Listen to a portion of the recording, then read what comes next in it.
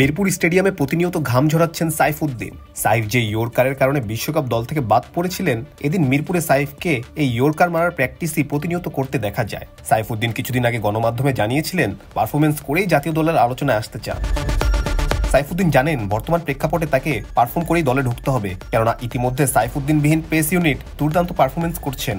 বর্তমানে পেস ইউনিটের তারারা মাতাচ্ছেন লঙ্কা প্রিমিয়ার লিগ LPL এ। সাইফ অবশ্য LPL এ সুযোগ না পেলেও কানাডা প্রিমিয়ার লিগে দল পেয়েছেন। সে টুর্নামেন্টে সাইফ ভালো পারফরমেন্স করেই আলোচনায় আসতে চান। মিরপুরে এদিন সাইফ বিভিন্ন রান আপ থেকে নানান বোলিং প্র্যাকটিস করেন, কেননা আধুনিক ক্রিকেটে টিকে থাকতে বোলিং ভ্যারিয়েশন ছাড়া দলে টিকে থাকা বেশ দায়। তাই এদিন অনুশীলনে বিভিন্ন লাইন আপ থেকে বোলিং করে নিজের বোলিং ভ্যারিয়েশনগুলোকে ঝালিয়ে নেন। বিশ্বকাপের পূর্বে গেল জিম্বাবুয়ে সিরিজের শেষ ম্যাচে সাইফুদ্দিনের খরুচে বোলিং কিংবা সে ম্যাচে জায়গা মতো ইয়র্কার মারতে না পারায় শেষ পর্যন্ত সাইফুদ্দিনকে বিশ্বকাপ স্কোয়াড থেকে বাদ পড়তে হয়। যা নিয়ে সেই সময় ক্রিকেট পাড়ায় বেশ তর্ক বিতর্কের সৃষ্টি হয়, কেননা BPL-এও অলরাউন্ডার সাইফুদ্দিন ছিলেন দুর্দান্ত।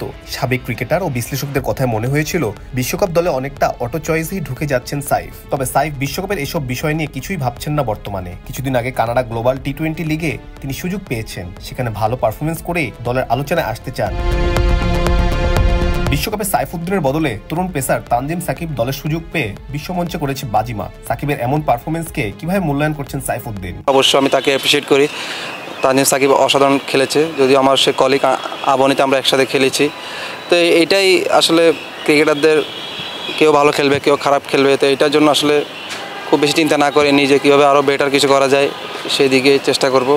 প্রত্যেকটা ক্রিকেটারেরই দিন যায়, ওর দিনে ও ভালো, আমার যখন দিন আসবে আমি আমার সেটা দেওয়ার চেষ্টা করব। এর আগে সাইফুদ্দিন 2021 আবুধাবি T10 লিগে বাংলা টাইগার্সের ডাক পেয়েও ইনজুরির কারণে শেষে যাওয়া হয়ে ওঠেনি আর। তাই কানাডার এই লিগ দেশের বাইরে সাইফের প্রথম ফ্রাঞ্চাইজি আসর।